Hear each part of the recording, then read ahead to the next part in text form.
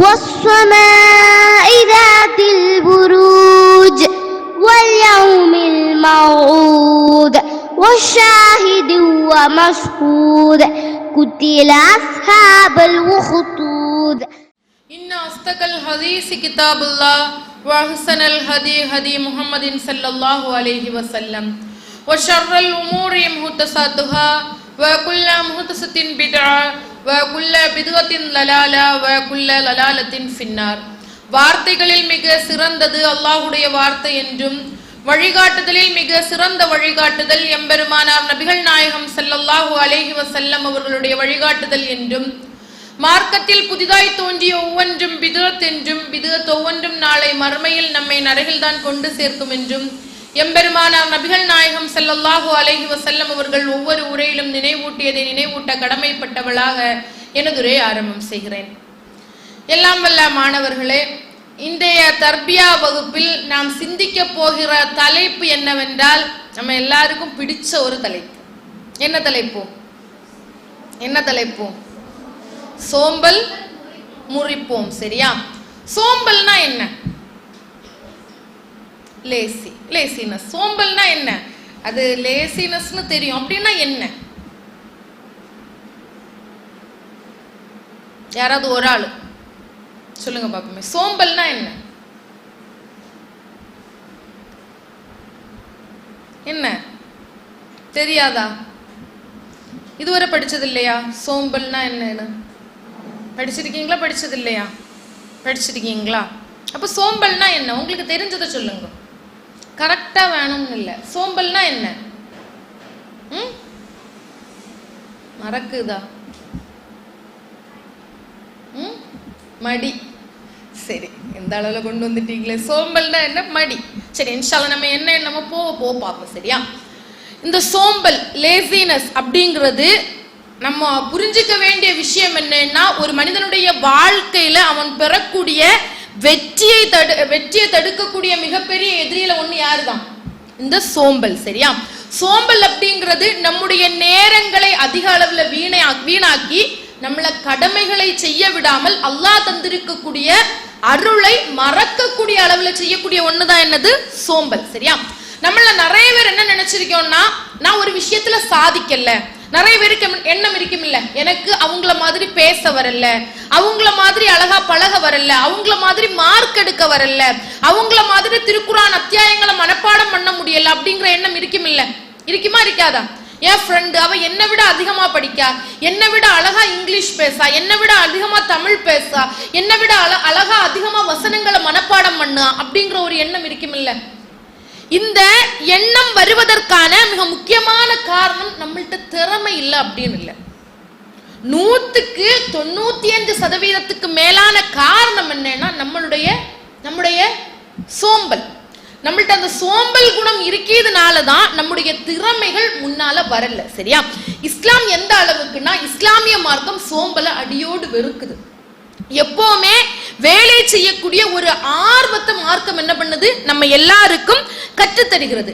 இஸ்லாம் என்ன சொல்லுதுன்னா, எப்பவுமே ஆர்வமாக, அக்கறையாக, ஒரு குறிக்கோளாக நம்ம வாழ்க்கையில இருக்கணும் அப்படிங்கறத இஸ்லாமிய மார்க்கம் நமக்கு சொல்லி தருது. சரியா? இப்ப இந்த சோம்பல் அப்படிங்கிறது வாழ்க்கையில எல்லாத்தையுமே இருக்கு. மடி இல்லாதவங்க யாராவது உண்டா? மடி இல்லாதவங்க யாராவது உண்டா இல்லையா? எல்லாருக்கும் அந்த சோம்பல் அப்படிங்கிறது இருக்கும். சரியா? ஆனா இந்த சோம்பலை எப்படி எதிர்கொள்ளுது, இந்த சோம்பல்னால வரக்கூடிய பிரச்சனைகளை எப்படி தீர்க்குதுன்னு இஸ்லாமிய மார்க்கம் நமக்கு என்ன பண்ணுது? அழகாக வலியுறுத்துது. சரியா? ஆனா நம்ம எல்லாரும் முதல்ல இந்த டாபிக்குள்ளால போறதுக்கு முன்னால புரிஞ்சுக்க வேண்டிய விஷயம் என்னன்னா, அந்த சோம்பல் இருக்குதுல, லேசினஸ், இது அல்லாஹும் அவனுடைய தூதரும் எச்சரித்த கெட்ட பண்புகள்ல ஒண்ணு. இந்த சோம்பல் என்ன பண்பு? கெட்ட பண்புகள்ல ஒண்ணு. சரியா? இந்த பண்பு நம்மள்ட்ட இருக்கிறதுனாலதான் நம்முடைய வணக்க வழிபாடுகளாகட்டும், நம்முடைய வேலைகளாகட்டும், நம்முடைய காலங்களாகட்டும், இதனாலதான் வேஸ்டா போகுது, வீணா போகுது. சரியா? இது வீணாகுதுனால ஏதாவது பிரச்சனைகள் இருக்குதா? நேரம் வேஸ்ட் ஆகுது, வணக்க வழிபாடுகள் வேஸ்ட் ஆகுது, நம்முடைய கடமைகள் வீணாகுது, இதனால ஏதாவது பிரச்சனை இருக்குதா? பிரச்சனை இருக்குதா இல்லையா? ஒரு குறிப்பிட்ட நேரத்துல ஒரு வேலையை செய்யல, பிரச்சனை இருக்கா இல்லையா? பிரச்சனை இருக்கா இல்லையா? எல்லாத்துலயும் பிரச்சனையா இருக்குது. இதே நேரத்துல நாம் வணக்க வழிபாடுகள் விஷயத்தில், அல்லாஹ்வுக்கு செய்ய வேண்டிய கடமைகள் விஷயத்துல நம்ம நேரத்தை வீணடித்தோம் என்றால், சோம்பேறித்தனமாக நடந்தோம் என்றால், நம்முடைய மறுமை வாழ்க்கை வீணாகிவிடும் அப்படின்னு அல்லாஹ்வும் அல்லாஹ்வுடைய தூதரும் எச்சரிக்காங்க. சரியா? முக்கியமான விஷயம் என்னன்னா, அல்லாஹ் நமக்கு தந்திருக்கக்கூடிய அருள்ல மிக முக்கியமான அருள் அப்படிங்கிறது காலம். எல்லாருக்குமே தெரியும். சரியா? இந்த உலகத்துல என்ன போனாலும் நம்ம அதை எடுத்துக்கலாம். பணம் போச்சுதுன்னு வச்சுக்கோங்களேன், நம்மள்ட்ட இருந்து ஒரு குறிப்பிட்ட தொகையிலான பணம் தொலைஞ்சு போச்சுது, அதை சம்பாதிச்சு என்ன பண்ணிக்கலாம்? சம்பாதிச்சு வாங்கிக்கலாம். ஏதோ ஒரு பொருள் தொலைஞ்சு போச்சு, அதை என்ன பண்ணிக்கலாம்? சம்பாதிச்சு மீட்டெடுத்துக்கலாம். நம்மள்ட்ட இருந்து ஒரு குறிப்பிட்ட நேரம் போச்சு, அதை திரும்ப எடுக்க முடியுமா? எடுக்க முடியுமா முடியாதா? இப்ப எல்லாருக்கும் உங்க வயசை நினைச்சு பாருங்களேன், 9ஓ 10ஓ இருக்கலாம். இந்த வயசுல இருந்து ஒரு வயசு பின்னால போகணும்னு நினைச்சா அது நடக்குமா? ஏன் நடக்காது?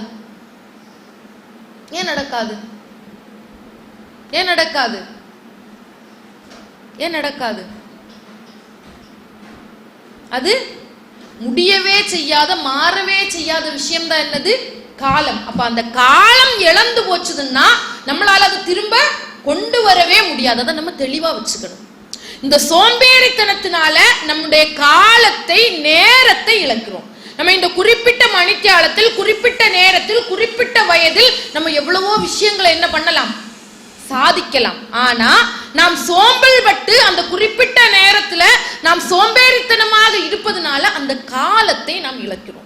அல்லாஹ் ரப்பல் ஆலமீன் எல்லாருக்குமே தெரியும், காலத்தை மிக ஒரு பொக்கிஷமாக அல்லாஹ் குர்ஆன்ல சொல்லி காமிக்க. அல்லாஹ் சொல்லும் பொழுது வல் அஸ்ர், காலத்தின் மீது சத்தியமாக, இன்னல் இன்சான லஃபீ ஹுஸ்ர், மனிதன் நஷ்டத்திலே இருக்கிறான் அப்படின்னு அல்லாஹ் காலத்தை சத்தியம் போட்டு மனிதனுடைய பண்பை பற்றி சொல்கிறான். அல்லாஹ் காலத்தை எந்த அளவிற்கு மரியாதை கொடுக்கிறான், மதிப்பு கொடுக்கிறான் அப்படின்னு நம்ம எல்லாரும் என்ன பண்ணணும்? புரிஞ்சுக்கணும். அதனால நம்ம சகோதரிகளாகிய நம்ம புரிஞ்சுக்க வேண்டிய விஷயம் என்னது? இழந்த காலம் திரும்ப வராது. சோம்பேறித்தனத்தால, லேசினஸ்னால இழந்த காலம் நமக்கு திரும்ப வராது அப்படிங்கிறத நம்ம எல்லாரும் புரிஞ்சுக்கணும். நம்ம எல்லாரும் இருக்கோம், காலையில எழும்போம், நமக்குன்னு சில பணிகள் இருக்குதா இல்லையா? காலையில எழும்பணும்னா என்னெல்லாம் வேலை செய்யணும்? என்ன செய்யணும்? பல்லு தேய்க்கணும், குளிக்கணும், ஹோம்ஒர்க் பண்ணணும், சாப்பிடணும், இப்படி நிறைய வேலைகளை நம்ம வச்சிருக்கோம் தானே. இந்த வேலைகள் எல்லாத்தையுமே இதுல சுயமா செய்யக்கூடியவங்க எத்தனை பேரு? யாருமே எனக்கு சொல்ல வேண்டாம். காலையில எழும்புனா எனக்குன்னு ஒரு ஷெட்யூல் இருக்குது, இந்த வழக்கப்படி, இந்த வழமைப்படி நான் எல்லா வேலையும் நானே செய்வேன் அப்படின்னு சொல்லக்கூடியவங்க எத்தனை பேர்? கை யோசித்துங்க பார்ப்போம். செஞ்சிடுவீங்களா? மாஷா அல்லாஹ். சரி, ஒரே ஒரு கை மட்டும். இல்ல, அப்போ சில ஆட்கள் என்னது, சில வேலைகளை அப்படி கரெக்டா செய்யாங்க. நமக்குன்னு கொடுக்கப்பட்ட வேலைகள் இது, இதையெல்லாம் செய்யணும் அப்படின்னு செய்யக்கூடிய சிலர் இருக்காங்க. ஆனா சிலர் எப்படி அம்மா சொல்லுவாங்க, என்னது தள்ளி தள்ளி தான் பழுக்க வைக்க வேண்டியது இருக்குது, சொல்லிதான் செய்ய வைக்க வேண்டியது இருக்குது அப்படின்னு சொல்லக்கூடிய சிலர் விக்கம் தானே. காலையில எழும்பி அப்படி எழுப்புதே எப்படி 100 தடவை நம்ம பேரை கூப்பிட்டா 101வது தடவை தான் என்ன பண்ணுவோம்? 101வது தடவை தான் கட்டில இருந்து எழும்புவோம். கட்டில கிளம்பி எங்க போய் படுப்போம்? சோஃபால போய் படுப்போம். அப்படி எழும்போதுக்கே என்னது? ஒரு போராட்டம். எழும்பி முடிஞ்சு பிரஷ் பண்ணதுக்கு அடுத்த போராட்டம், குளிக்கிறதுக்கு அடுத்த போராட்டம், ஹோம்ஒர்க் பண்ணதுக்கு அப்படி போராட்டம். அப்படி சில ஆட்களுடைய வேலைகள் எப்படி இருக்குது? புஷ் பண்ணி தான் செய்ய வைக்க வேண்டியதா இருக்குது. இப்படி புஷ் பண்ணி செய்ய வைக்கிறதுனால சில நேரங்கள்ல நம்ம எப்படி போறோம்? ஏதாவது ஒரு சிக்கல்ல மாட்டோம் தானே. ஹோம்ஒர்க்கை முடிக்க முடியல, நம்முடைய அன்றாட வேலைகளை ஃபினிஷ் பண்ண முடியல, நமக்கான இலக்கை அடைய முடியல, இப்படி பல பிரச்சனைகள் இருக்குது. இப்போ இந்த சோம்பேறித்தனத்தை நம்ம முதல்ல என்ன பண்ணணும்? மாத்தணும். சின்ன பிள்ளைங்களா இருக்கக்கூடிய நம்மள்ட்ட சோம்பேறித்தனம் இருந்ததுன்னா நம்முடைய வாழ்க்கை அடுத்த கட்டத்துக்கு போவே செய்யாது. வாழ்க்கையில வெற்றி, சாதனை அப்படிங்கிற ஒரு விஷயமும் நமக்கு என்ன பண்ண முடியாது? இருக்காது. சரியா? பிரிட்டனை சேர்ந்த ஒரு ஆய்வு என்ன சொல்லுதுன்னா, சோம்பேறித்தனம் இருக்குதுல்ல, இது ஒரு நோய். எப்படி காய்ச்சல், வாந்தி, வயிற்றுப்போக்கு, இருமல் இதெல்லாம் இருக்கிறது மாதிரி சோம்பேறித்தனம் அப்படிங்கிறது என்னது? சோம்பேறித்தனம் அப்படிங்கிறது ஒரு நோய். இது யாருக்கு வந்ததோ இது அவருடைய உடம்பையும் மனதையும் என்ன பண்ணுமா, பாதிக்கும். ஒரு நோயாளி எப்படியோ அது மாதிரிதான் லேசினஸ் குடிக்கொண்டவங்களும். மடி இருக்கவங்களும் யாருதான், மடி இருக்கவங்களும் யாருதான், ஒரு நோயாளி மாதிரி தான் அப்படின்னு சொல்லிட்டு பிரிட்டனை சார்ந்த ஒரு ஆய்வு சொல்லுது. சரியா? அது மட்டுமல்ல, ஜோமி டெய்லர் அப்படிங்கிற ஒரு எழுத்தாளர் சொல்லும் பொழுது சோம்பேறித்தனம்னா என்னன்னா, ஒரு மனுஷன் உயிரோடு இருக்கும் போதே புதைக்கிதான் என்னது. ஒரு மனுஷன் உயிரோடு இருக்கும் போது யாராவது புதைப்பாங்களா? உயிரோடு இருக்கும் போது யாராவது புதைப்பாங்களா? புதைக்க மாட்டாங்க. யாருதான் புதைப்பாங்க? மரிச்சு போனாதான் புதைப்பாங்க. ஆனா ஒருத்த சோம்பேறியா இருந்தான்னா அவனை உயிரோடு புதைக்கிறதுக்கு சமம். ஏன்னா அவனுக்கு மூளையும் கையும் காலும் ஒன்றும் ஒர்க் ஆகாது அப்படிங்கிற மாதிரி சொன்னாங்க. சரியா? இப்ப நம்ம சோம்பேறித்தனம் இருந்தா உயிரோடி புதைப்பதற்கு சமம் அப்படிங்கிற மாதிரி ஜோமி டெய்லர் சொன்னாங்க. சரியா? இப்ப இந்த சோம்பேறித்தனம் மடி எல்லார்ட்டையுமே இருக்குது, எல்லார்ட்டையுமே இயல்பாவே இருக்குது. இந்த சோம்பேறித்தனத்திலிருந்து நம்ம எப்படி மீளலாம்? இந்த லேசினஸ் இல்லாம இருக்கணும். என்ன பண்ணலாம்? என்ன பண்ணலாம் சொல்லுங்க பாப்பா, என்ன பண்ணலாம்? புரியல. படிச்சுட்டே இருந்தா சோம்பேறித்தனம் இல்லாம போமா? எப்படி? புக்க திறந்து 10 வரி படிக்கிறதுக்கு முன்னாலே என்னது, உறக்கம் தன்னாலே வருது. சோம்பேறித்தனத்தை எப்படி எதிர்கொள்ளுது? எல்லாருக்கும் 9 வயசுக்கு மேலான பிள்ளைங்க தான் இருக்கீங்களா? சரி, சோம்பேறித்தனத்தை எப்படி நம்ம எதிர்கொள்ளுது, எப்படி ஃபேஸ் பண்ணுது? புரியல, சொல்லணுமா? சரி, வேற அல்லாஹ் சொல்லுத கேட்டு செய்யணுமா? சரி, முக்கியமான விஷயம் என்னன்னா, சோம்பேறித்தனத்தை எதிர்கொள்ளுறதுக்கு மிக முக்கியமான விஷயம், வாழ்க்கையில எல்லாருக்குமே ஒரு குறிக்கோள், லட்சியம் இருக்கணும். என்ன இருக்கணும்? குறிக்கோள், லட்சியம் இருக்கணும். அல்லாஹ் ரப்பல் ஆலமீன் நம்மளை எல்லாரையுமே படைச்சான் தானே. அல்லாஹ் மிக சிறந்த ஆசிரியர். அல்லாஹ் மாதிரி வாழ்க்கையை கற்றுத்தரக்கூடிய ஒரு ஞானம் வேற யார்கிட்டயுமே இல்லை. அல்லாஹ் நம்ம வாழ்க்கையை படைச்சு நம்மள மனுஷனா இந்த உலகத்துல வாழ வச்சிருக்கான். அல்லாஹ் குர்ஆன்ல சொல்லும் பொழுது நம்ம படைக்கப்பட்டதற்கான நோக்கத்தை தெளிவா அல்லாஹ் சொல்லலாம். மதரசாக்கு வாரீங்க, நோக்கம் இல்லாம வாரீங்களா யாராவது? என்ன நோக்கத்துக்கு வாரீங்க? படிக்கணும். ஸ்கூலுக்கு போறீங்க, என்ன நோக்கத்திற்காக போறீங்க? படிக்கணும். சாப்பிடும், என்ன நோக்கத்துக்காக சாப்பிடும்? என்ன நோக்கத்துக்காக சாப்பிடும்? ஹெல்த். பசிக்குது, சாப்பிடும். எல்லாத்துக்குமே ஒரு நோக்கத்தை வைத்திருக்கிறோம். அல்லாஹ் அதுதான் தெளிவா சொல்லலாம், மனித இனம் நான் உங்களை படைத்திருக்கிறேன். எதுக்காக படைச்சிருக்கேன்? ஒரு நோக்கத்திற்காக படைத்திருக்கிறேன். ஒரு லட்சியத்திற்காக மனிதர்களாகிய நாமெல்லாம் தெரிந்தோ தெரியாமலோ ஓட வேண்டும். நமக்கான லட்சியம் என்ன? அல்லாஹ் நம்மளை படைச்சான், அதுக்கான லட்சியம் என்ன? அதுக்கான லட்சியம் என்ன சொல்லணுமா? சரி, அல்லாஹ் சொல்லும் பொழுது அல்லதி ஹலக்கல் மௌத வல் ஹயாத்த லியப்லுவக்கும் அய்யுக்கும் அஹ்சனு அமலா, உங்களுக்கு வாழ்வையும் மரணத்தையும் நான் ஏற்படுத்தியதற்கான காரணம் என்னன்னா, உங்களில் நல்ல செயல் செய்பவர் யார் என்பதை கவனிப்பதற்காக. நல்ல செயல் செய்யணும், நல்ல செயல் செய்யணும். அது அல்லாஹ் நோக்கமா சொல்லலாம். இன்னொரு இடத்துல அல்லாஹ் சொல்லும் பொழுது வமா ஹலக்தல் ஜின்ன வல் இன்ஸ இல்லா லியஅபுதூன், அல்லாஹ் முடிச்சிட்டான். வமா ஹலக்துல் ஜின்ன வல் இன்ஸ இல்லா லியஅபுதூன், மனிதர்களையும் ஜின்களையும் என்னை வணங்கி வழிபட வேண்டும் என்ற நோக்கத்திற்காகவே தவிர வேறு எதற்காகவும் படைக்கவில்லை. அப்ப நம்ம படைக்கப்பட்டதற்கான நோக்கம் என்ன? நம்ம படைக்கப்பட்டதற்கான நோக்கம் என்ன? அல்லாஹுவை வணங்கி வழிபட வேண்டும், அதோடு நாம் நல்ல செயல்கள் செய்ய வேண்டும். குர்ஆன்ல இந்த ரெண்டும் இருக்குது. அல்லாஹ்வை வணங்கணும், நல்ல செயல் செய்யணும், இது நமக்கான நோக்கம். இந்த நோக்கத்துல பயணிச்சு நம்ம எங்க போகணும்? எங்க போகணும்? சொர்க்கத்துக்கு போகணும். இதற்கான பிரதிபலன், இதற்கான விளைவு சொர்க்கம் அப்படிங்கிறது தெளிவாக தெரிகிறது. அப்ப மனிதனாக இருக்கக்கூடிய நமக்கு இலக்கு வேண்டும்.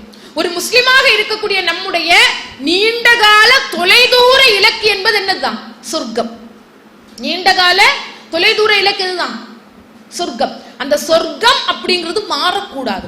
ஆனா நாம் வாழ்க்கையை ஒவ்வொரு கட்டத்திற்கும் நகர்த்தி கொண்டு போகும் பொழுது சின்ன சின்ன இலக்குகளை நம்ம செட் பண்ணணும்.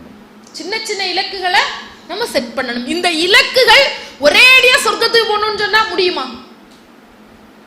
காலையில எழும்பியாச்சு, எனக்கு சொர்க்கத்துக்கு போகணும், முடியுமா? முடியுமா? முடியாதா?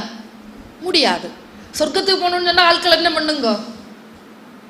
காலையில் எழுப்பி உமா சொர்க்கத்துக்கு போகணும்னு என்ன பண்ணுங்க, சிரிக்கீங்க, இல்ல இவளுக்கு என்ன ஆச்சுன்னு நினைக்கீங்க. ஆனா சொர்க்கத்திற்கு போறதுக்கு முன்னால சின்ன சின்ன இலக்குகளை செட் பண்ணணும் தானே. இப்ப நம்ம மதரசால ஒரு செக்ஷன்ல இருந்து ஒரு செக்ஷனுக்கு மாறி இருக்கமா இல்லையா? மதரசா இப்பதானே ஓபன் ஆச்சு. இப்போ ஓபன் ஆகி நீங்க எல்லாரும் ஹிஃபுல் மனப்பாடம் தானே, மனப்பாடம் செக்ஷன். இதுல எத்தனை மாணவிகள் உங்களுடைய இலக்க நிர்ணயிச்சீங்க? இந்த வருஷத்துல நான் இத்தனை ஆயத்துகளை மனப்பாடம் பண்ணுவேன் அப்படின்னு ஒரு இலக்க பிக்ஸ் பண்ண மாணவிகள் எத்தனை பேர்? கையொசுங்க பாப்போம். உண்மையை சொல்லணும், நான் கேட்பேன். பிக்ஸ் பண்ணீங்களா? எத்தனை வசனங்கள் மனப்பாடம் பண்ணலான்னு பிக்ஸ் பண்ணீங்க? ஒரு ஜுஸ். ஆல் இம்ரான் சூரா முடிக்கணும் ஒரு இலக்க திட்டமிட்டீங்க, பேக்ல பண்ணல. வேற யாருக்கு யோசித்துனா?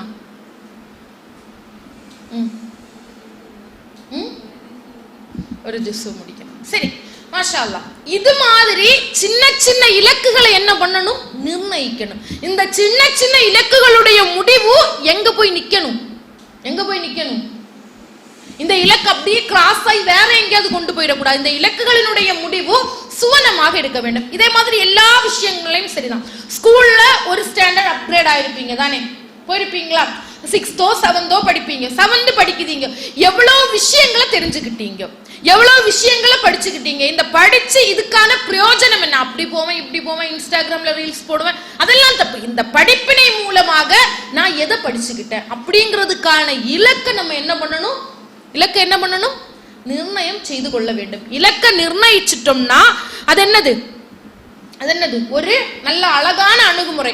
மாற்று மதங்கள், மாற்று மக்களை பொறுத்த வரைக்கும் அவங்களுடைய இலக்கு வேற வேறையா இருக்கலாம். ஆனால் நம்முடைய இலக்கு என்னது? சொர்க்கம். அந்த மறுமையை நோக்கியான இலக்கிற்காக நாம் விஷயங்களை நல்ல அடிப்படையில் என்ன பண்ணணும்? படிச்சுக்கணும். சரியா? அல்லாஹ் சொல்லும் பொழுது இந்த இலக்கு இல்லாம, குறிக்கோள் இல்லாம, லட்சியம் இல்லாம இருக்கான் பாத்தீங்களா? அவனை அல்லாஹ் சொல்லும் பொழுது அல்லாஹ் சொல்லலாம், வலக்கது தரஅனா லிஜஅன்னம கஸீரன் மினல் ஜின்னி வல் இன்ஸ். அல்லாஹ் சொல்லும் போது எப்படி சொல்லான்னா, மனிதர்களிலும் ஜின்களிலும் சிலரை நரகத்திற்கென்றே படைத்துள்ளேன். அல்லாஹ் வசனத்தை தொடங்கும் போது எப்படி தொடங்கான்?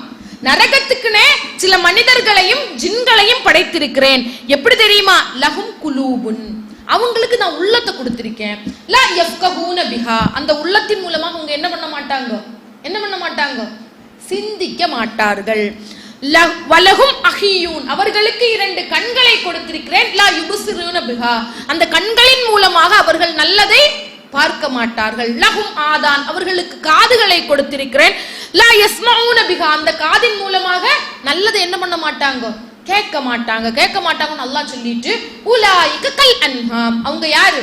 கால்நடைகளை போன்றவர்கள் அப்படின்னு சொல்லிட்டு அல்லாஹ்வே சொல்லலாம். பல்ஹும் அல்லல் இல்ல, அதை விட மோசமானவர்கள் அப்படின்னு சொல்லிட்டு உலாயிகஹுமுல் காஃபிலூன், அவர்கள் தான் அலட்சியம் செய்தவர்கள், சோம்பேறித்தனமாக இருந்தவர்கள். அல்லாஹ் கொடுத்த வாழ்க்கையில அலட்சியம் செய்து சோம்பேறித்தனமாக இருந்தவங்க அல்லாஹ் என்ன சொல்லான்னா, அவங்கள அல்லாஹ் எதுக்காகவே படைச்சிருக்கானா? நரகத்துக்காகவே படைச்சிருக்கான். அல்லாஹ் தந்த உள்ளம், கண்ணு, காது இவை எதையுமே நல்லதற்கு பயன்படுத்தாமல் அலட்சியம் செய்து சோம்பேறித்தனமாக இருந்தவர்களை அல்லாஹ் நரகத்திற்காக படைத்துள்ளேன் என்று சொல்லி காட்டுகிறான். அப்போ மாணவர்களாக இருக்கக்கூடிய நம்ம இந்த வயசுல எதை செட் பண்ணணும்? முதல்ல எதை செட் பண்ணணும்? லட்சியம், கோல், ஒரு குறிக்கோளை நம்ம செட் பண்ணணும். குறிக்கோளை செட் பண்ணது இல்லை, அதுக்கு என்ன கொடுக்கணும்? செயல் வடிவம் கொடுக்கணும். குறிக்கோளுக்கு என்ன கொடுக்கணும்? செயல் வடிவம் கொடுக்கணும். அதை பிராக்டிஸ்ல கொண்டு வரணும். சரியா? அல்லாஹ்வும் சரி, அல்லாஹ்வுடைய தூதரும் சரி, இந்த உழைப்பு முயற்சிக்கு அதிக முக்கியத்துவம் கொடுக்காங்க. அல்லாஹ்வுடைய தூதர் சொல்லும் பொழுது நம்மளுக்கு வந்திருக்கக்கூடிய எல்லா நபிமார்களும் எப்படிப்பட்ட நபிமார்களா இருந்தாங்களாம்? உழைத்து தன் கைகளால் உண்ணக்கூடிய நபிமார்களாக இருந்தார்கள். எல்லா நபிமார்களும் எப்படி? கடுமையாக முயற்சி செய்து உழைத்து தன் கையால் உண்ணக்கூடிய நபிமார்களாக இருந்தார்கள். அப்ப இதுக்கு செயல் வடிவம் கொடுக்கணும்னா முயற்சி எடுக்கணும். இன்னைக்கு நம்மள்ட்ட பெரும்பாலானவர்கள்ட்ட என்ன இல்ல? முயற்சி இருக்கா?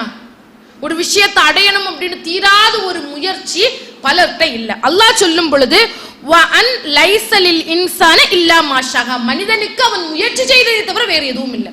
ஒரு மனுஷன் ஒரு விஷயத்துல முயற்சி செஞ்சா அல்லாஹ் கண்டிப்பா என்னது?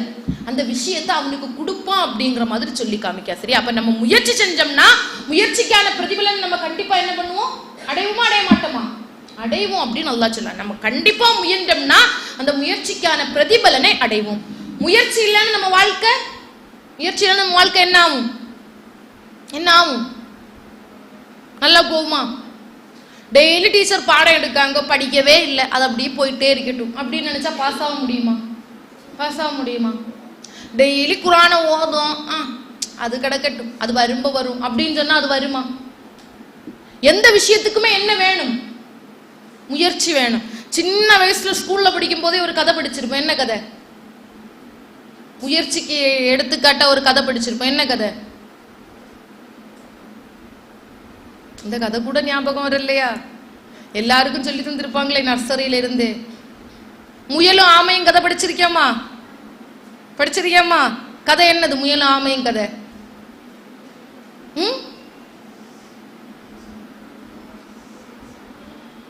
முயல் ஸ்கூலுக்கு போச்சா?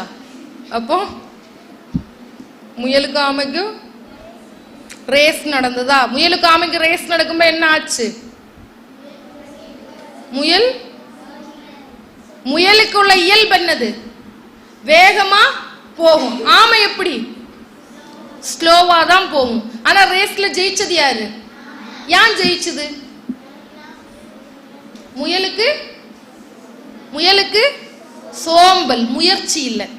நாளைக்கு பார்த்துக்கலாம், நாளைக்கு படிச்சுக்கலாம், நாளைக்கு ஓடிக்கலாம் அப்படிங்கிற எண்ணம் முயலை என்ன பண்ண வச்சுது? தோக்க வச்சுது. அப்ப இதே மாதிரி தான் இது கதையா இருந்தாலும் நமக்கும் இந்த சோம்பல் இருந்ததுன்னா நம்ம எவ்வளவு நம்மளுக்குள்ளால அறிவு இருந்தாலும் திறமை இருந்தாலும் ஃபாஸ்ட் இருந்தாலும் நம்மளுக்கு என்ன பண்ண முடியாது? வெற்றியை பறிக்க முடியாது. சரி, அப்ப வெற்றியை நம்மளால சுவைக்க முடியாது. அதனால அந்த முயற்சி விஷயத்துல நம்ம எப்படி இருக்கணும்? கரெக்டா இருக்கணும். அது மட்டுமல்ல, அல்லாஹ் சொல்லும் பொழுது வல்லதீன ஜாஹது ஃபீனா லனஹ்தியன்னகும் சுபுலனா, யார் அல்லாஹ்வுடைய விஷயத்துல முயற்சி பண்ணாங்களோ அவங்களுடைய காரியத்தை அல்லாஹ் என்ன பண்ணுவானா? லேசாக்குவானா. அல்லாஹ்வுடைய விஷயம், அல்லாஹ்வுடைய பாதையில நம்ம ஒரு விஷயம் பண்ணோம்னா, நம்ம 50 முயற்சி பண்ணோம்னா அல்லாஹ் மிச்ச 50 யாரு போடுவா? அல்லாஹ் போடுவா. நம்ம சொல்லல, இந்த வருஷத்துல இவ்வளவு அத்தியாயத்தை நான் அல்லாஹ்க்காக மனப்பாடம் பண்ணலாம்னு முடிவு பண்ணிருக்கீங்கன்னா நீங்க ஒரு 50% முயற்சியை போட்டு அல்லாஹ் மிச்சத்துக்கு என்ன பண்ணுவான்? உதவி பண்ணுவான் அப்படிங்கிற மாதிரி சொல்லி காமிக்கா. சரியா? அது மட்டுமல்ல, முயற்சி அப்படிங்கிறது சாதாரணமான விஷயம் இல்லை. குர்ஆனுடைய நெடுகிலும் நீங்க வரலாறுகளை பார்த்தீங்கன்னா நபிமார்களுடைய குணமா எது இருக்குது? முயற்சி இருக்கு. சரியா? எல்லாருக்கும் தெரிஞ்ச நபி நூஹ் நபி, எல்லாருக்கும் தெரியும் தானே? நூஹ் நபி அவங்களை பொறுத்த வரைக்கும் எத்தனை வருஷம் பிரச்சாரம் பண்ணாங்க? 950 வருஷம் பிரச்சாரம் பண்ணாங்க. 950 years சொல்ல போனா அவ்வளவு வருடம் பிரச்சாரம் பண்ணும் பொழுது அவங்க எப்படி சொல்லாங்க? நூஹ் அலைஹிஸ்ஸலாம் சொல்லும் பொழுது, நான் இரவிலும் பகலிலும் மக்களை அழைத்தேன், ராத்திரி பகல் பார்க்காம நான் என்ன பண்ணேன்? முயற்சி பண்ண அப்படின்னு சொல்லி காமிக்காங்க. சரி, அப்போ நபிமார்களுடைய குணம் என்னது? முயற்சி. அது மட்டுமல்ல, அல்லாஹ்வுடைய தூதர் நபிகள் நாயகம் ஸல்லல்லாஹு அலைஹி வஸல்லம் அவங்களுடைய வாழ்க்கை முயற்சிக்கான ஒரு அழகான உதாரணம். 23 வருஷம் பிரச்சாரம் பண்ணாங்க தானே? 23 வருஷம் பிரச்சாரம் பண்ணி காட்டு மிராண்டிகளா இருந்த அரபிகளை எப்படி மாத்தினாங்க? முஸ்லீம்களாக மாத்தினாங்க, நல்ல மக்களாக மாற்றினார்கள். இதுக்காக அல்லாஹ்வுடைய தூதர் ஊர் நீக்கம் செய்யப்பட்டாங்க, கல்லடிப்பட்டாங்க, எவ்வளவோ தொந்தரவுகளை சகிச்சாங்க, எத்தனையோ விஷயங்களை இழந்தாங்க, விருப்பமானவர்களை இழந்தாங்க. யாரை இழந்தாலும் அவங்களுடைய இலக்கு எதுவா இருந்தது? தாவா, மக்களை நல்லதை நோக்கி அழைக்க வேண்டும். அப்ப நம்ம ஒரு இலக்கை வச்சுட்டோம்னா நம்ம முயற்சி பண்ணும் பொழுது பல இடைஞ்சல்கள், பல தடங்கல்கள் எல்லாமே வரும். சோம்பி என்ன பண்ணிடக்கூடாது? படுத்துடக்கூடாது. சோம்பல் பட்டு படுத்துட்டோம்னா நம்ம வாழ்க்கை என்ன ஆயிரும்? அப்படியே படுத்துரும். சரியா?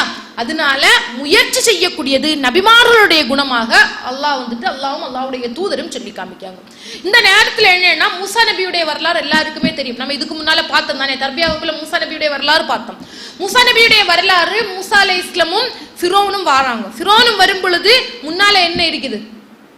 கடல், பின்னால ஃபிரௌன். இப்ப மூசா அலைஹிஸ்ஸலாம் அவங்க கையில இருக்கக்கூடிய கம்பால கடலை என்ன பண்ணாங்க? அடிக்கக்கூடிய நேரத்துல கடல் என்ன ஆகுது?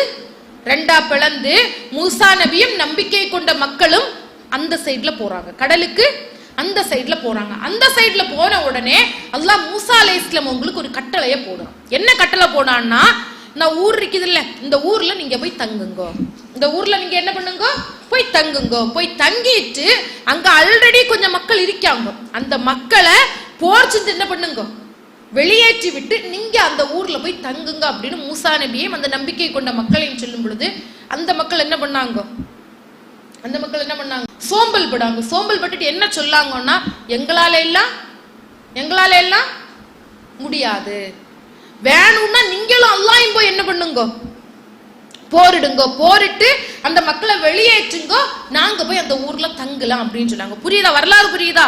மூசா நபியும் நம்பிக்கை கொண்ட மக்களும் கடல் கலந்து பிளந்து ஊருக்கு ஒரு சைட்ல வராங்க. வரும் பொழுது அல்லாஹ் மூசா நபிக்கு கட்டளையிடா, கடல் கடந்து ஒரு ஊர்ல வந்துட்டீங்களா, அந்த ஊர்ல ஆல்ரெடி கொஞ்சம் கெட்ட மக்கள் இருக்காங்க, அவங்கள போர் மூலமாக வெளியேற்றிட்டு நீங்க போய் என்ன பண்ணுங்க, அந்த ஊர்ல தங்குங்க அப்படின்னு சொல்லும் பொழுது இந்த மக்கள் என்ன பண்ணாங்க, எல்லாத்தையும் பார்க்காங்க, அல்லாஹ்வுடைய அற்புதத்தை பார்த்து கடல் ரெண்டா பிளந்ததை பார்க்காங்க. இவ்வளவு பெரிய அற்புதத்தை பார்த்துட்டு என்ன பண்ணாங்க, ஒரு மாதிரி சோம்பல் பட்டு எங்களால எல்லாம் முடியாது, வேணும்னா நீங்களும் அல்லாஹ்வையும் போய் போரிட்டு அந்த மக்களை வெளியேற்றுங்க, நாங்க போய் தங்கலான்னு சொல்லலாம்.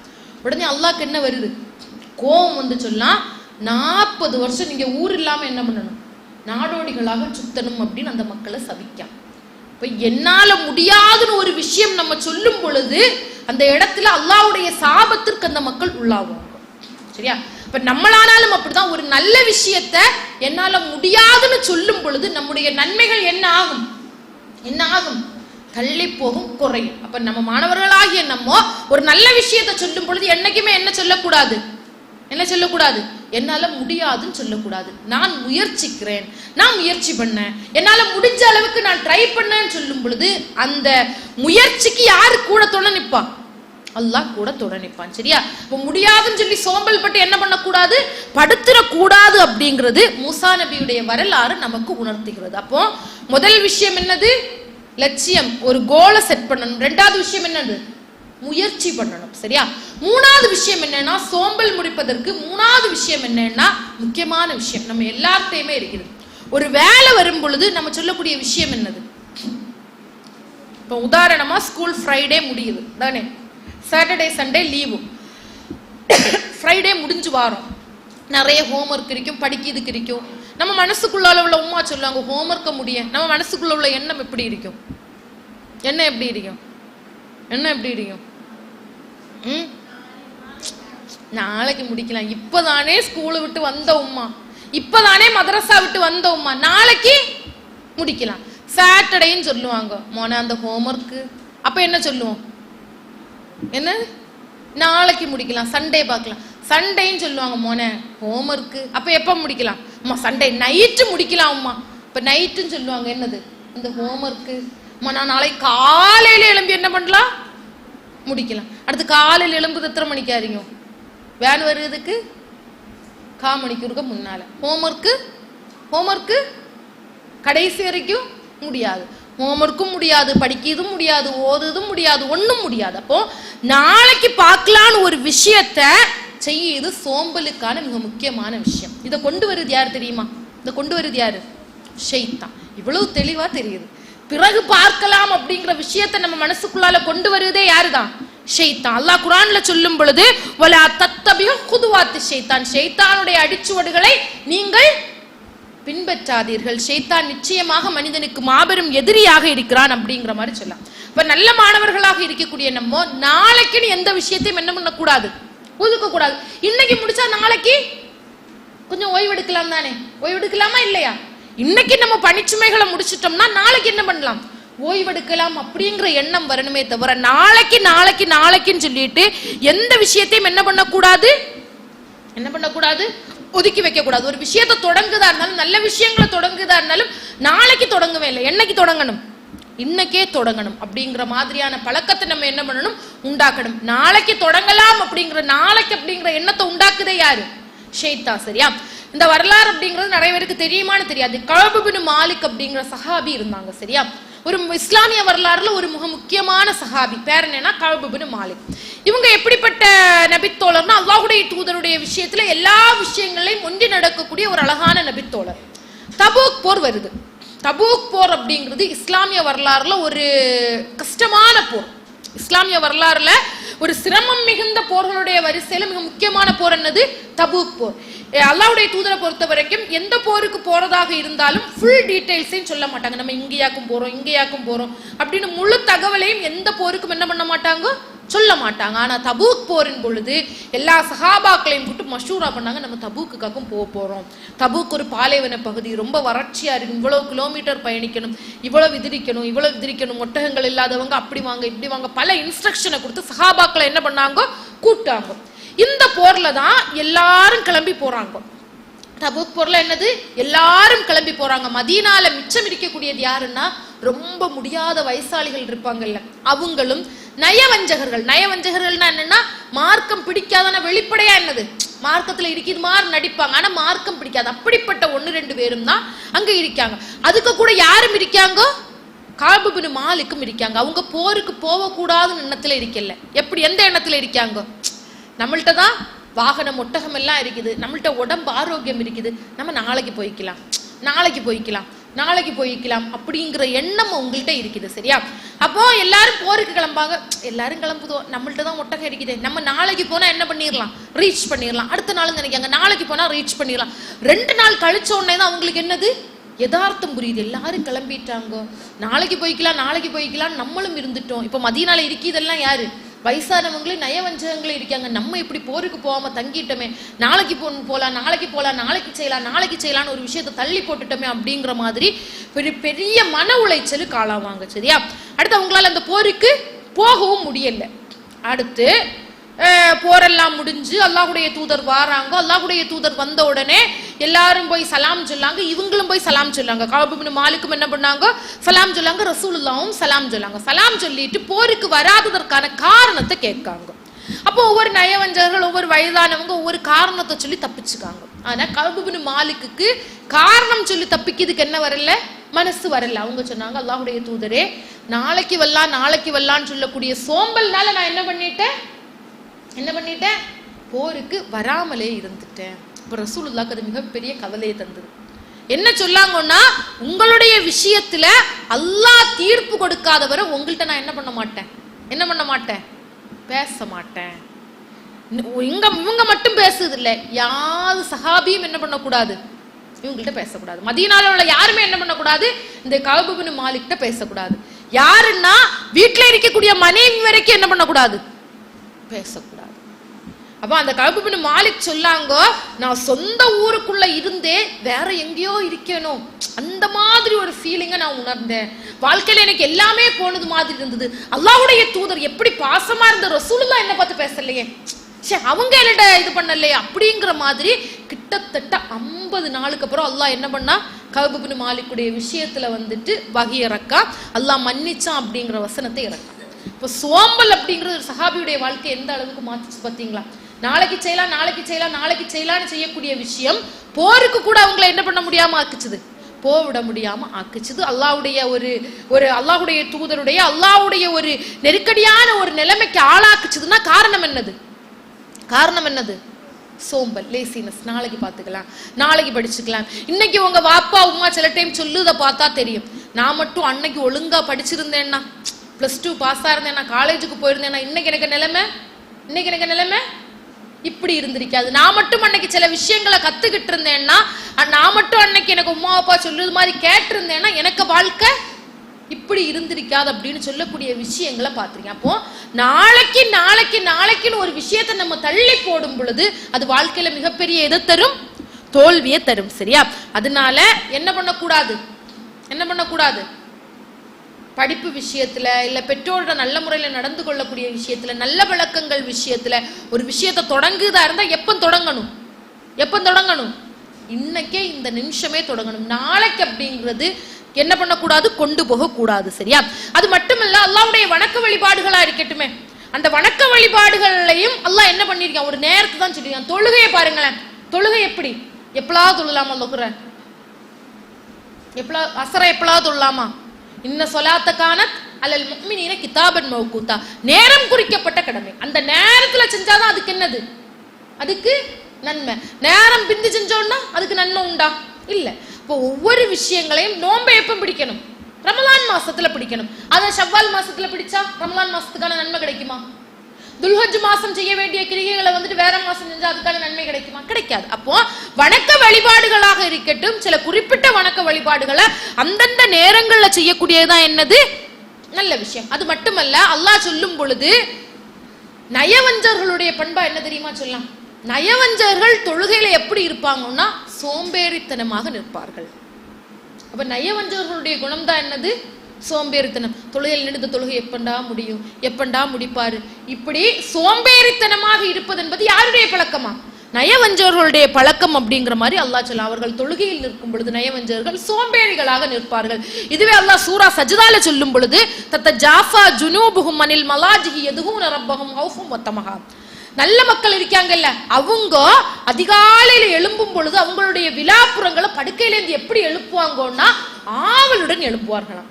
அல்லாஹ்ட்ட உள்ள ஒரு பயத்தோடு நமக்கு ஏதோ ஒரு நல்லது கிடைக்க போகுது அப்படிங்கிற ஆர்வமும் அவங்கள்ட்ட இருக்கும் அப்படிங்கிற மாதிரி சொல்லுவாங்க. அப்போ நல்ல மக்களுக்கு, மோமின்களுக்கு இருக்கக்கூடிய பண்பு என்னன்னா ஆர்வமும் உற்சாகமும். நயவஞ்சர்களுடைய குணம் தான் என்னது? எல்லா விஷயத்திலையும் சோம்பல் அப்படிங்கிறது யாருடைய குணம்? நயவஞ்சவர்களுடைய குணம். ஆர்வம் அப்படிங்கிறது நல்லவர்களுடைய பண்பாக, மோமின்களுடைய பண்பாக அல்லாஹ் என்ன சொல்லி காமிக்க, குர்ஆன்ல சொல்லி காமிக்க. சரியா?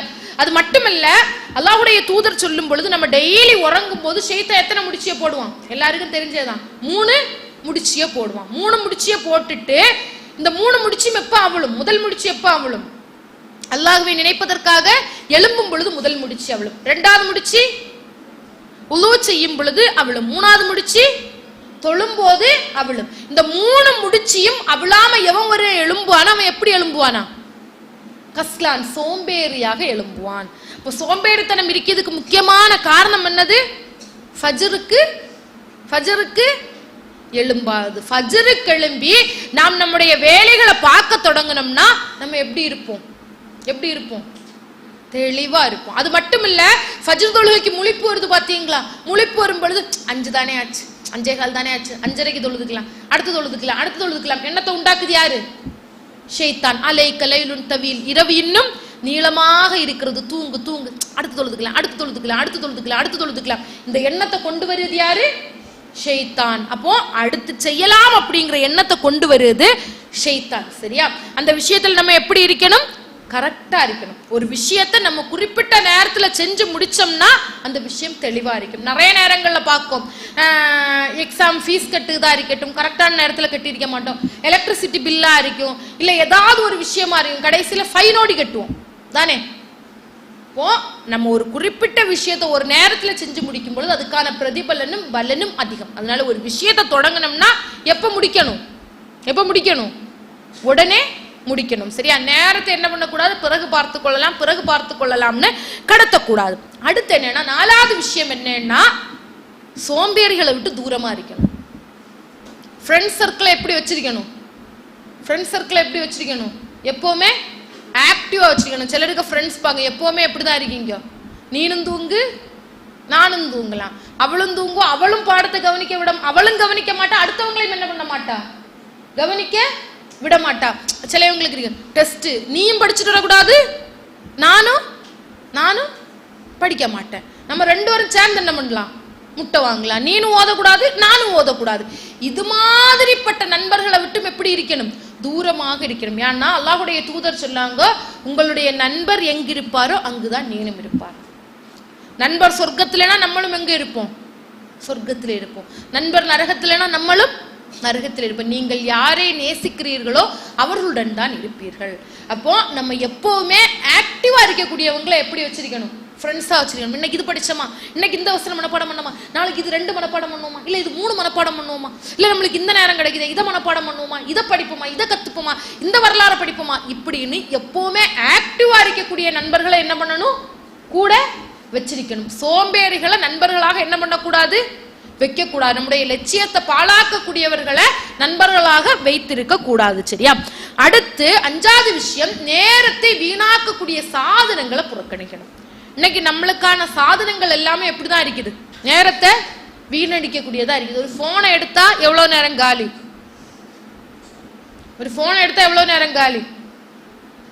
2 மணி நேரம் நெட்டா என்னது காலி, இல்ல 1 மணி நேரம் காலி, அரை மணி நேரம் காலி. இன்னைக்கு பார்க்கும் பொழுது முழுக்க இளம் வட்டங்களை பார்க்கும் பொழுது ஒன்றுல கார்ட்டூனு, இல்ல சினிமா, இல்ல பாட்டு, இல்ல ரீல்ஸ், இல்ல கேம்ஸ், இது மாதிரிப்பட்ட தேவையில்லாத பொழுதுபோக்குல மூழ்கி இருக்காங்களா இல்லையா? மூழ்கி இருக்காங்களா இல்லையா? மூழ்கி இருக்கும். இப்போ இந்த மாதிரிப்பட்ட விஷயங்கள் நம்மளுக்கு எதை வீணடிக்குது? எதை வீணடிக்குது? நேரத்தை, காலத்தை வீணடிச்சு நம்மள சோம்பேறியா மாத்துது. நம்ம நினைக்கும் நம்ம போன்ல இது பார்க்கும், சாதாரணமா ஒரு சில ரீல்ஸை பார்க்கும், இது நம்மளுக்கு என்ன பண்ண போகுது, இதனால நம்ம வாழ்க்கையில எதை இழந்துட போறோம், இதுக்கு நம்ம நரகத்துக்கா போக போறோம் அப்படின்னு கேட்க கண்டிப்பா எங்க தான் போவோம்? இந்த மாதிரி நேரத்தை வீணடிச்சோம்னா எங்க தான் போவோம்? எங்க தான் போவோம்? நரகத்துக்கு தான் போவோம். அல்லாஹ் குர்ஆன்ல கேட்கும் பொழுது சக்கர் அப்படிங்கிற நரகத்தை குறித்து எச்சரிக்கான் தானே. மா சலக்கக்கும் ஃபீ சக்கர், சக்கர் என்ற நரகம் என்றால் என்ன, சக்கர் என்ற நரகத்திற்குரியவர் யார் அப்படின்னு சொல்லும் பொழுது அவர்கள் தொழுவோராக இருக்கவில்லை, ஒ குன்னா நஹூது மகள் காயிலின், வீணான விஷயங்களை மூழ்கி கிடந்தவர்களோட நாங்களும் என்ன பண்ணோம்? மூழ்கி கிடந்தோம். வீணான விஷயத்துல மூழ்கி கிடந்தவர்களை அல்லாஹ் எங்க போடுவானா? சக்கர் அப்படிங்கிற நரகத்துல போடுவானா. அப்போ முக்கியமாக சோம்பேறித்தனத்துக்கு மிக முக்கியமான காரணம் என்னது? காரணம் என்னது? இந்த பொழுதுபோக்கு சாதனங்கள், செல்போனா இருக்கட்டும், டிவியா இருக்கட்டும், கார்ட்டூனா இருக்கட்டும், கேம்ஸா இருக்கட்டும், தேவையில்லாத விஷயங்கள் நம்மளை எங்க கொண்டு தள்ளுது? எங்க கொண்டு தள்ளுது? நரகத்துல கொண்டு தள்ளுது. நம்முடைய இலக்குகளை, லட்சியங்களை அடைய விடாம சோம்பேறித்தனத்துல தள்ளுது. அடுத்து மிக முக்கியமான விஷயம் என்னன்னா, சோம்பேறித்தனத்துக்கு மிக முக்கியமான காரணம் என்னன்னா, சில ஆட்களை பாத்தீங்கன்னா, நான் சொன்னேன்ல ஃபர்ஸ்ட் பயானுக்கு ஆரம்பத்திலே சொன்னேன் பாத்தீங்களா, திடீர்னு எழும்புவான், எனக்கு உடனே சொர்க்கத்துக்கு போகணும், ஒரு நாள் இருந்து குர்ஆனை மொத்தம் என்ன பண்ணணும்? ஓதி முடிக்கணும், இன்னைக்கு மொத்தம் இருந்து தொழணும், அப்படி எண்ணத்தை முதல்ல எங்க கொண்டு வைக்கிது? டைரக்டா எங்கேயாவது நம்மளால செய்ய முடியாத ஒரு விஷயத்துல கொண்டு வைக்க கூடாது. நான் சொல்ல சின்ன சின்ன இலக்குகளை போட்டு அந்த இலக்குல இருந்து முன்னேறணும். பெரிய ஆசைகளை என்ன பண்ணணும்? தவிர்க்கணும். பெரிய விஷயங்களை ஒரு நாள்ல பக்ராயம் மனப்பாடம் பண்ணி முடிக்க முடியுமா? முடியுமா? முடியுமா? முடியாது. இப்ப நம்ம பெரிய ஆசைகளை என்ன பண்ணக்கூடாது? வைக்க கூடாது. ஒரு 2 மாசம் 3 மாசம் அப்படின்னு சொல்லுது வேற, ஒரு மாசம் ஒரு நாள்ல மனப்பாடம் பண்ணி முடிக்கக்கூடியது முடியாது. அது மாதிரி அதிகமான ஆசைகளை, அதிகமான எண்ணங்களை நம்ம என்ன பண்ணக்கூடாது? வைக்க கூடாது. சரியா? சில நேரங்கள்ல சோம்பேறித்தனம் அப்படிங்கிறது சிலருடைய உடல்ல உள்ள குறைபாடுகள்னாலையும் வரலாம். சரியா? ஒழுங்கா சாப்பிட மாட்டாங்க, ஒழுங்கா தண்ணி குடிக்க மாட்டாங்க, அயன் டெஃபிஷியன்சி, இரும்பு சத்து குறைபாடு, அந்த மாதிரி பல சத்து குறைபாடுகள்னாலையும் என்ன இருக்கலாம்? சோம்பல் இருக்காங்க. சரி, ஆட்களை பார்த்தா எப்பவுமே கழியாம படுத்திருப்பாங்க தானே, எப்ப பார்த்தாலும் அப்படி இருப்பாங்க. அப்போ நம்ம என்னது? உடம்பை என்ன பண்ணணும்? உடம்பையும் என்ன பண்ணணும்? உடல் ஆரோக்கியமா இருந்தாதான் மனசும் எப்படி இருக்கும்? ஆரோக்கியமா இருக்கும். உடம்புல ஆரோக்கியம் இல்லைன்னா மனசும் ஆரோக்கியம் இருக்காது. அல்லாஹ் நமக்கு அமானிதமாக தந்தது என்னது? இந்த உடம்பு. அப்ப இந்த உடம்புக்கு நம்ம செய்ய வேண்டிய கடமைகள் நிறைய இருக்குது. இந்த கடமைகளை நம்ம என்ன பண்ணணும்? கடமைகளை என்ன பண்ணணும்? சரிவர செய்யணும். இந்த உடம்புக்கு நம்ம சில விஷயங்களை செய்யறதுனால நம்முடைய சோம்பல் என்னாவும் கரெக்ட் ஆகும். சரி, அது மட்டும் இல்ல, நம்ம எப்பவுமே சுத்தமாக, எப்பவுமே ஒரு ஆக்டிவா நம்முடைய மனநிலைமையை தெளிவா வச்சிருக்கும் பொழுது சோம்பல் என்னாகும்? இல்லாம போகும். அது மட்டுமல்ல, அல்லாஹ்வுடைய தூதர் சொல்லும் பொழுது முக்கியமா அல்லாஹ்வுடைய தூதர் எப்படின்னா சோம்பலை விட்டு பாதுகாவல் தேடி இருக்காங்க. என்னது? நம்ம எல்லாம் நினைச்சிட்டு இருக்கோம் சோம்பல் சின்ன விஷயம், லேசினஸ், நம்ம அப்படி மடி எப்பவுமே மடிச்சிட்டு இருக்கு, இது ஒரு சின்ன விஷயம் நினைச்சிட்டு இருக்கோம். ஆனா அல்லாஹ்வுடைய தூதர் நபிகள் நாயகம் ஸல்லல்லாஹு அலைஹி வஸல்லம் அவங்களை பொறுத்த வரைக்கும் தொடர்ச்சியாக எதை விட்டு பாதுகாவல் தேடி இருக்காங்களா? சோம்பலை விட்டு பாதுகாவல் தேடி இருக்காங்க. அல்லாஹ்வுடைய தூதர் சொல்லும் பொழுது, அல்லாஹும்ம இன்னி அஊது பிக்க மினல் ஹம்மி வல் ஹஸன், யா அல்லாஹ் கவலையை விட்டும் துக்கத்தை விட்டும் உன்னிடம் பாதுகாவல் தேடுகிறேன். வஊது பிக்க மினல் அஜ்ஸி வல் கஸ்லி, இயலாமையை விட்டும் சோம்பலை விட்டும் யாரிடம் பாதுகாவல் தேடுகிறேன்? உன்னிடம் பாதுகாவல் தேடுகிறேன் அப்படிங்கிற மாதிரி அல்லாஹ்வுடைய தூதர் சொல்லியிருக்காங்க. அப்ப நம்ம எப்பவுமே எதை விட்டும் பாதுகாவல் தேடக்கூடியவர்கள் அல்லாஹ்ட்ட இருக்கணும்? சோம்பலை விட்டும் அல்லாஹ்விடம் பாதுகாவல் தேடக்கூடியவர்களாக நம்ம இருக்கணும். சரியா?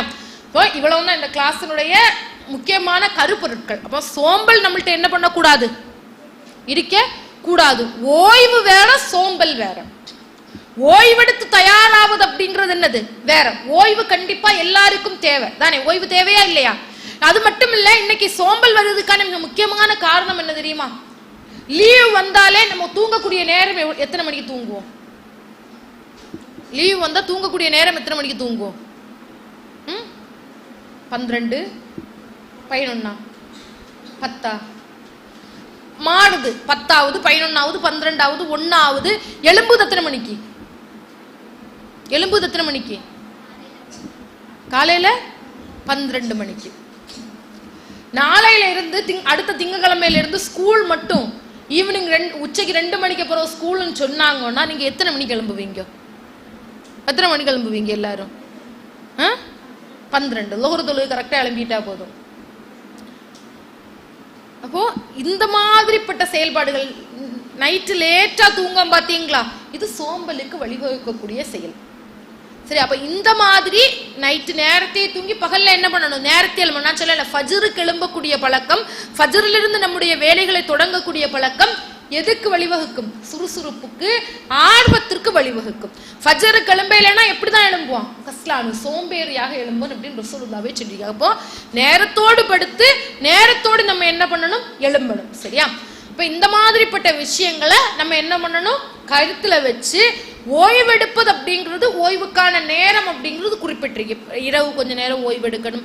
பகல்ல ஸ்கூல் இல்லாத நேரங்கள்ல ஒரு அரை மணி நேரம், 20 நிமிஷம் எல்லாம் உறங்குதெல்லாம் என்ன இல்லை, பிரச்சனை இல்லை. சரியா?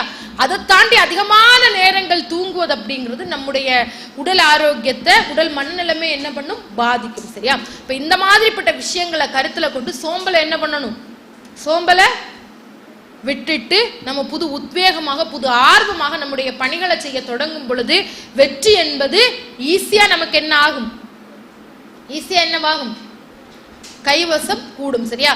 எப்பவுமே சோம்பேறித்தனமாக நாளைக்கு பார்க்கலாம், நாளைக்கு இது பண்ணலாம், வாழ்க்கையோட லட்சியம் இல்லாம, குறிக்கோள் இல்லாம, முயற்சி இல்லாம அப்படியே படுத்துட்டு இருந்துட்டு உறங்கிட்டு இருந்தோம்னா வாழ்க்கையில எதையுமே என்ன பண்ண முடியாது, சாதிக்க முடியாது. அல்லாஹ்வுடைய தூதர் நபிகள் நாயகம் ஸல்லல்லாஹு அலைஹி வஸல்லம் அவங்களுடைய வாழ்க்கை எடுத்து பார்க்கும் பொழுது முழு வாழ்க்கையும் ஆர்வத்திற்கான, உற்சாகத்திற்கான ஒரு வாழ்க்கை.